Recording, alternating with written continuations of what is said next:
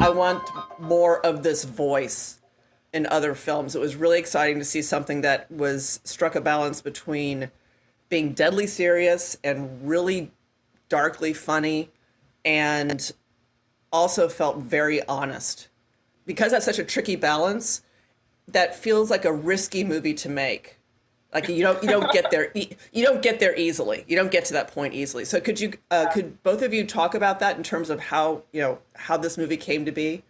Well, definitely it's because we were raised Southern Baptist in Atlanta, Georgia, and sort of got disillusioned with organized religion pretty early on in our lives. I think we questioned so much, and then there were incidents that were happening at our church and at other churches where we felt like the people in power weren't being held accountable for being terrible human beings. And so we wanted to distance ourselves from it as much as possible. And then I think it got complicated because we realized there was so much about it about church culture and Black church culture, and specifically that we really loved and still connected with. And so we wanted to find a balance of questioning and critiquing this institution and still celebrating it, because we were like, it's so important to Black culture, but it could be doing better in a lot of ways. And so I think that's where it was born from. And I think that's our complicated relationship with the church is where we found the tone, I think. Yeah. Because there are things that we love about it, and there are definitely things that we felt we needed to critique about it. Mm-hmm. And so we wanted to find a tonal balance that could express that duality of the complicated feelings that we felt towards our faith and towards organized religion. And there are just things about Black church culture that are just hilarious on its face. Funny. So it's easy to laugh. It's just entertaining. Did it feel scary to do that? To kind of to look at it from that perspective, and to kind of, on the one hand, you say you're trying to honor it, but at the same time, there's that critique of it, and religion, of course, is an inherently touchy subject. So did it feel scary kind of going out on that limb? At first it did. When we made the short, I was really nervous about it. Mm-hmm. And not enough not to do it. I was going to do it anyway, but I was just really nervous about the response to it. And I think that we have a Christmas Eve party every year for our whole extended family. And my mom really wanted to show it at this Christmas Eve party. I was like, I don't know if this is a Christmas movie, but we did it anyway. And my grandfather, and I was really concerned about what my grandfather was going to say, because he, very staunchly religious, was a deacon in the church for many, many years. And at the end of the movie, my grandfather kind of just whispers to me, he was like, this is important. Yeah. And after that, I was like, okay. We can put it out there. We could put it out there. And so I think after that, when it came to the feature, I was no longer nervous. If my grandfather can get with it, then I'm fine, because he'll talk about you the worst. After the short got put on Issa Rae's YouTube. Yeah. And at that point, once it's on the internet, it's out to the world. And so I don't recommend looking at comments usually, but we really couldn't help ourselves in this instance. And so we were scrolling through the comments in the YouTube video. And I don't really think I don't remember seeing any negative comments. Everyone would just really want to see more. And so we were like, okay, I think maybe we're onto something. Yeah, got to make the feature. For Sterling and Regina, it's like, when you came to this film, what was your relationship with religion, and what was your feeling when you first read the script? I mean, my mom and dad's side, my mom's side of the family, they're from the South. So I mean, being Black, my grandmother's Baptist. So I've seen all of that, but religion's always complicated for me, because I've wanted to be a nun. I've run the gamut of I don't know. I think I must have been a nun in some lifetime. Because I have that kind of deep connection to at least or a monk. But Black churches are completely different from that. They are otherworldly, and they are incredibly entertaining and uplifting and complicated. And, I mean, it's not one thing, it's many things. And reading the script and watching the short, you really understood that they had tapped into the possibility of the church's need for evolution and the ideas that have long held to be true, been long held to be true in religion. But have we evolved out of that? And I think at some point, probably many people have had that thought. And the great thing about Adam and Adane is coming from a different generation. It's also wonderful to see that perspective, how young people are looking at the church now and what they are taking from it. And also, you know, even if not rejecting, certainly questioning and saying, wait a minute, this does not feel right, but it doesn't mean all of it. So I love the idea of like, you don't have to throw out the baby with the bathwater, but this bathwater is starting to look a little being able to explore that with humor and intelligence and subtleties in a mockumentary style. I just thought I thought it was really, really smart and really funny and entertaining. I love Regina making it sound like she's just this little old lady talking. The young people coming to the fresh ideas, and they're just so bright and beautiful. My wife and I have this conversation all the time, Dana, about being raised in a church and the things that we love and appreciate about it, because there's the religion part of it, and then there's just the cultural part. There's touchstones about the Black church that you can say one thing and here there's a certain beat of something and you know it's about to be on and popping. And wanting to make sure that our children have that connection to it without the accoutrement that we'd rather not have, or be it homophobia, be it closed-mindedness around certain things, the inability to engage in critical thinking if something differs from what the good book has to say. Right. And so I think that was what really drew me to this film, is that Adama and Adane were doing that with this film. Like, there's things that are to be loved and prized and cherished, and there's things that we need to call into question at the same time. But similar to what you said when you watched the movie, when we watched the short, I think Regina said the same thing. It's like, I want more of that. Like, how can I get down with these young people? And see if we can do something together. No, let me ask you. When we met, you guys were what? 20 what? We were 28, almost 29. I was 27. What were you talking about? I was 31, but I think those years, the going into the decade. No, but I was really impressed that they were thinking like that and putting it on paper and, you know, and making a film about it. I mean, I love that. Agreed. I agree. Something that I really loved about your performance, Sterling.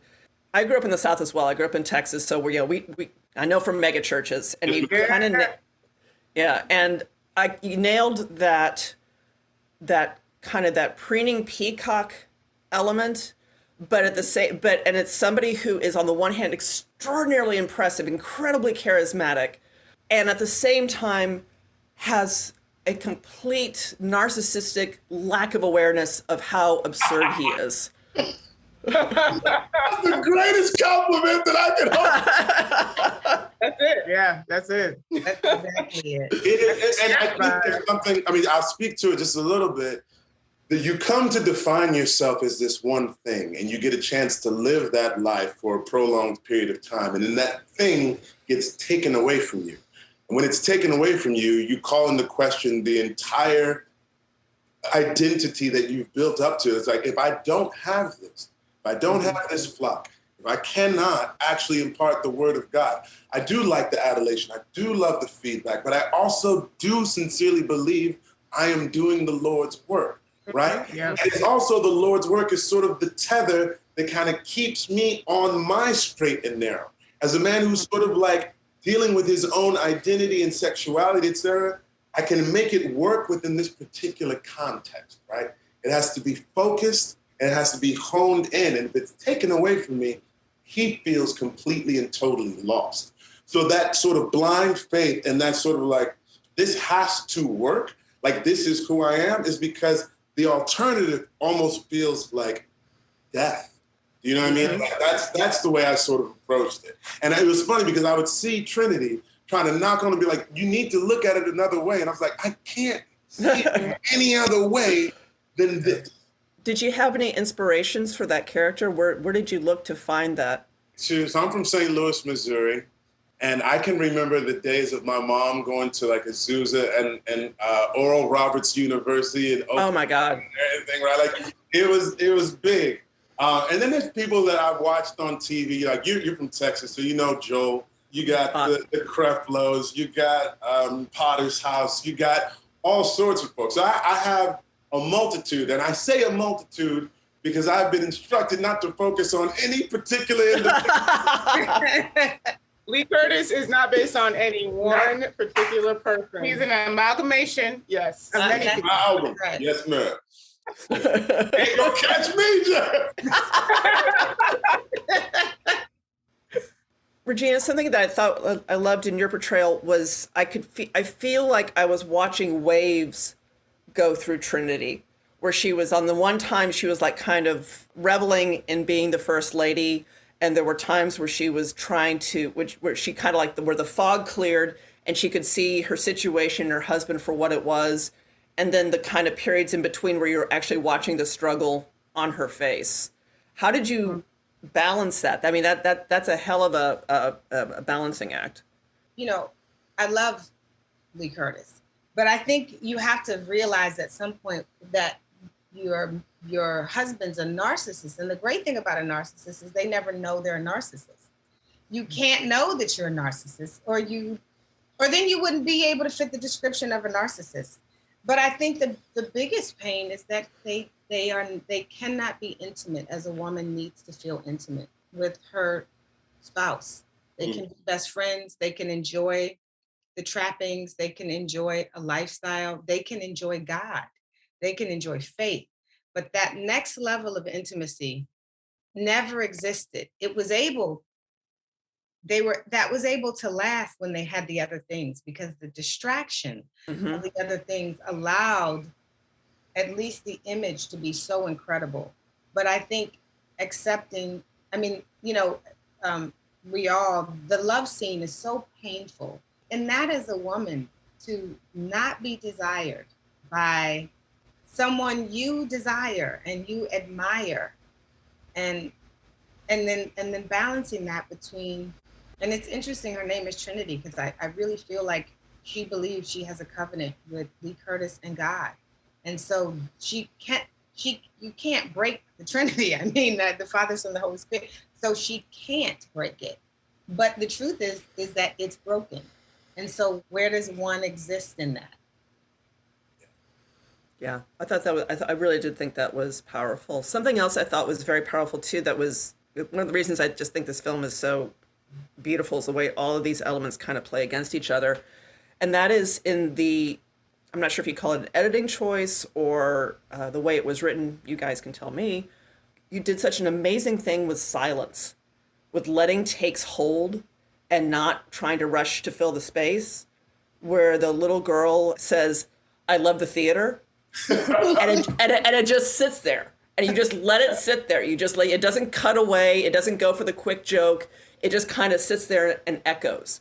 And I found several moments in the film that did that. And I thought that was one of the things that made the film feel brave, is that because it wasn't going for just the ironic wink and moving on, that it was actually kind of looking at what lay beneath. And I'm curious, so was that something that you built into? Was that a pre-production decision? Is that a post-production decision? Is that somewhere in between? How did that happen? I think it was a directorial decision. Just being behind the camera, literally next to Adama, watching her make certain decisions. I think something we both love is living in uncomfortable moments. So much so that like various cuts of the film, we had to pull it back some. Like, a little too long. It's a little too long. 2 hours and 30 minutes. We got to pull this back some. But watching Adama, direct, and after like a joke lands or there's an uncomfortable moment, she kind of just she nods until she feels like we should get out. It's not like, it's almost like she's feeling how it would be in real life.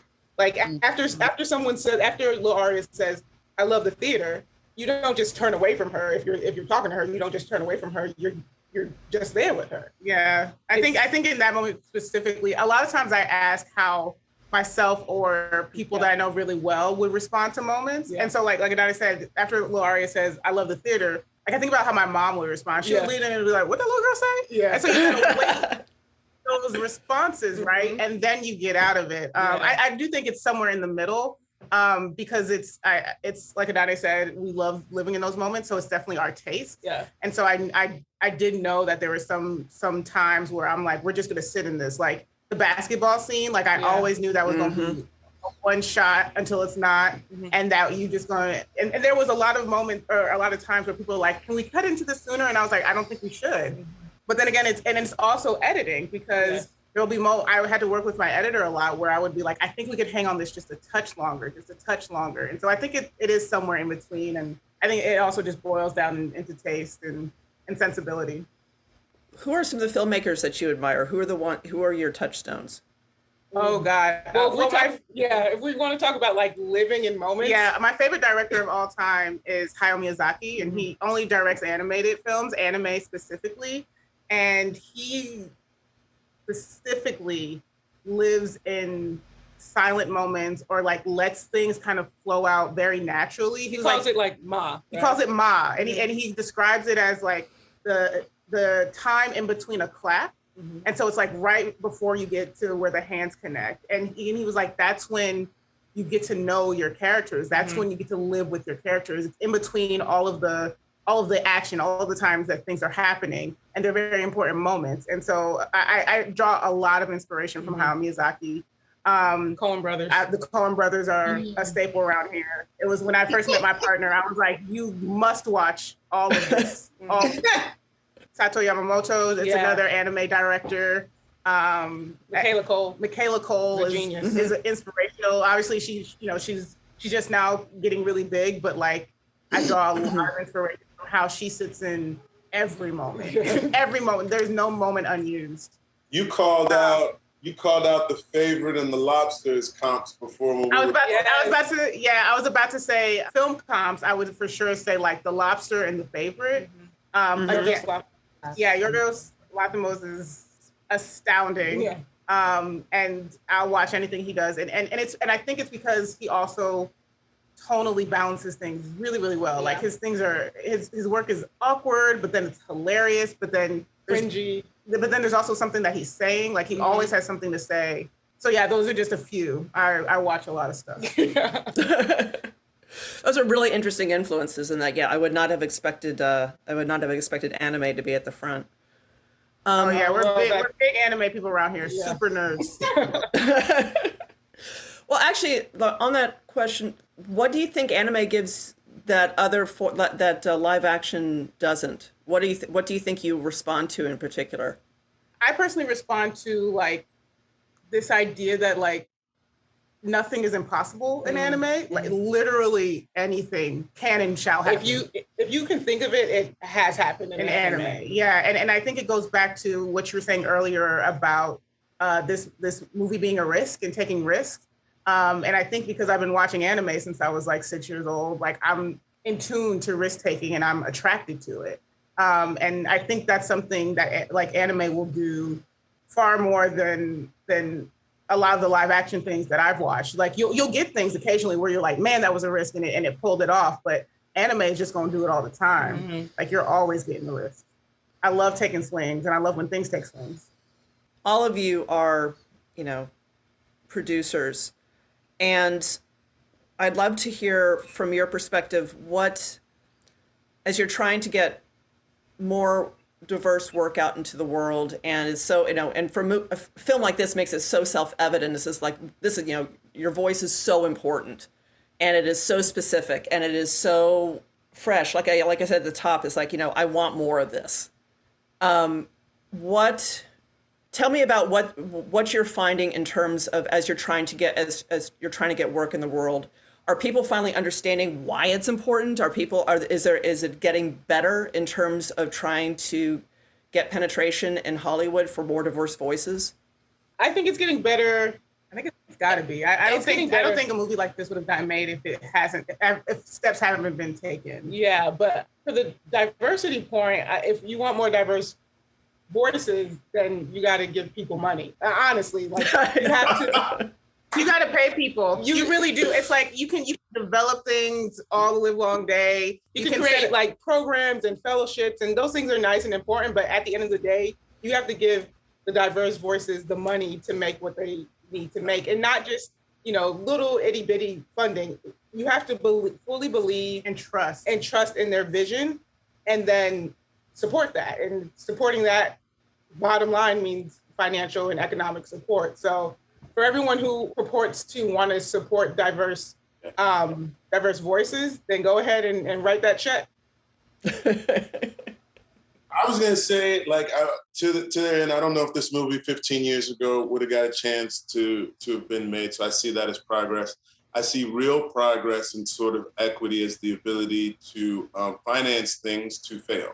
And what I mean by that is I feel like our counterparts with different shades get opportunities to fail where we feel like, I hope this shit works because they ain't gonna do it.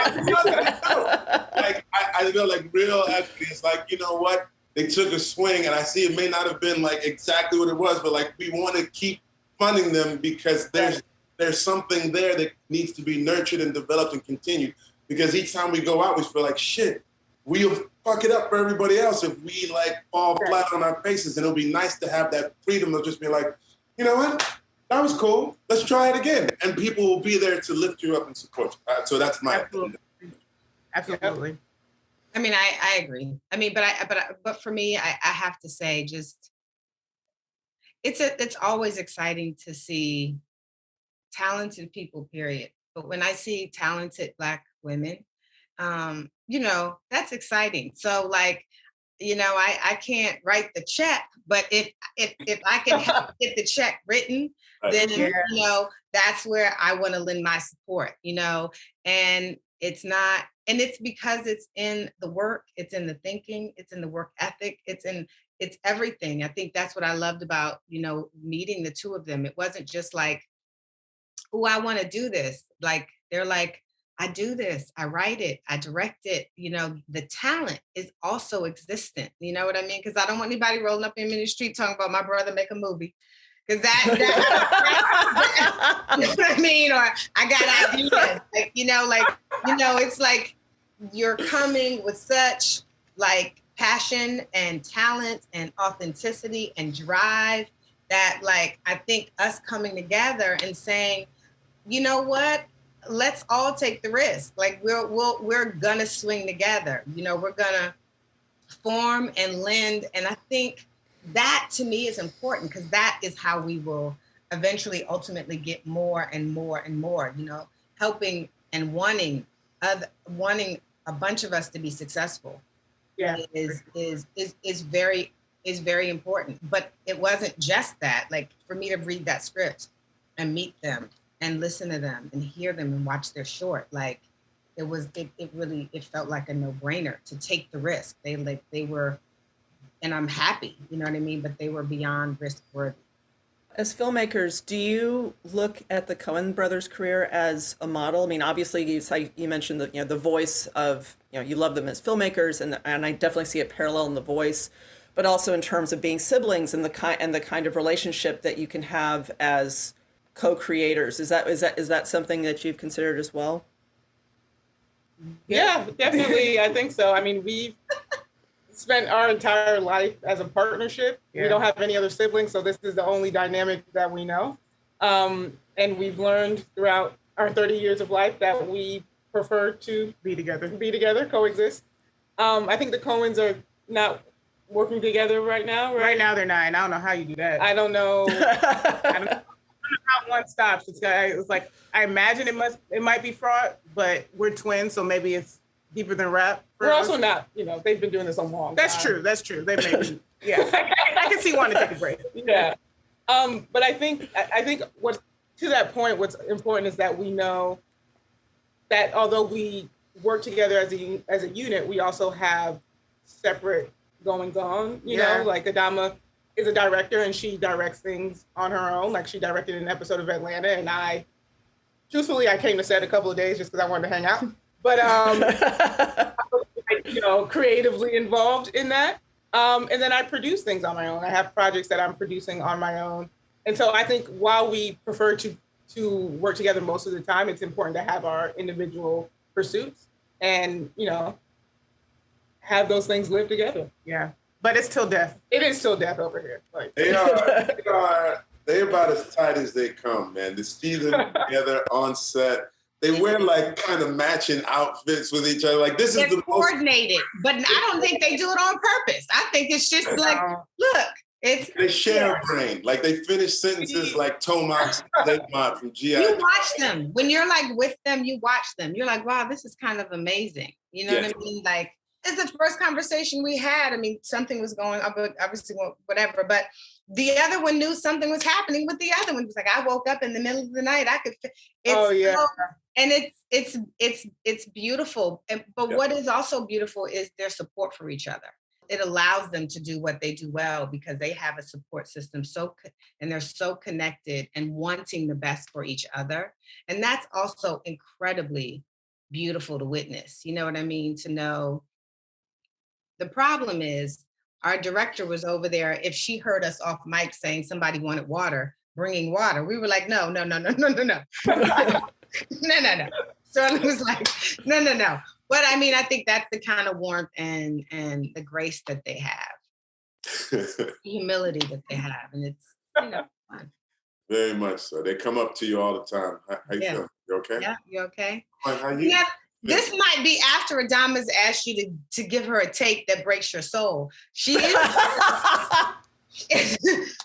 to check on you though, and be like, how does that feel? Like, you know, and that's also beautiful. It's also beautiful to watch her direct. You know what I mean?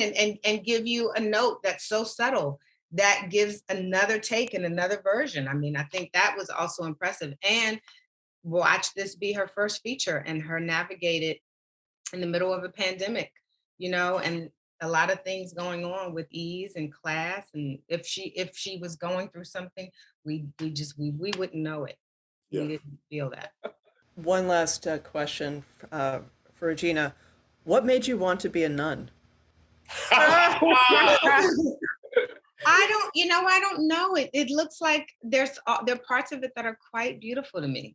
You know what I mean? It feels somehow incredibly peaceful and tranquil, and like it can't be from I don't know, but I don't know. It's something quite. You know what's so funny? I saw in your head what you were about to say. What? Yeah, I saw it too. He said it can't be from, but you know, I was like,